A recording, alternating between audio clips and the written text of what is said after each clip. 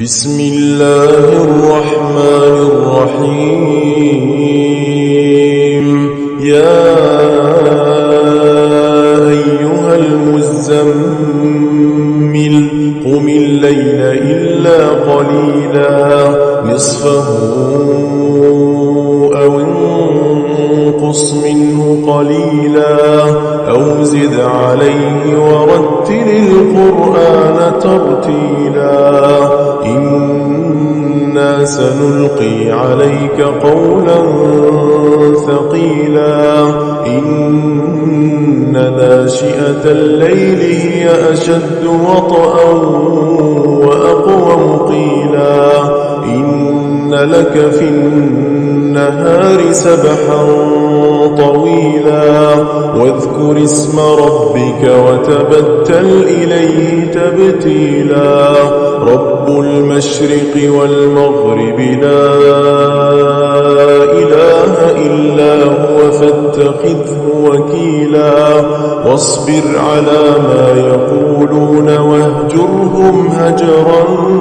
جميلا وذرني والمكذبين أولي النعمة ومهلهم قليلا إن لدينا أنكالا وجحيما وطعاما ذا غصة وعذابا أليما يوم ترجف الأرض والجبال وكانت الجبال كثيبا مهيلا إنا أرسلنا إليكم رسولا شاهدا عليكم كما أرسلنا إلى فرعون رسولا فعصى فرعون الرسول فأخذناه أخذا وبيلا فكيف تتقون إن كفرتم يوما يجعل الولدان شيبا السماء منفطر به كان وعده مفعولا إن هذه تذكرة فمن شاء اتخذ إلى ربه سبيلا إن ربك يعلم أنك تقوم أدنى من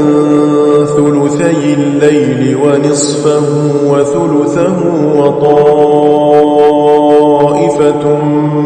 من الذين معك والله يقدر الليل والنهار علم أن لن تحصوه فتاب عليكم فاقرؤوا ما تيسر من القرآن علم أن سيكون منكم مرضى وآخرون يضربون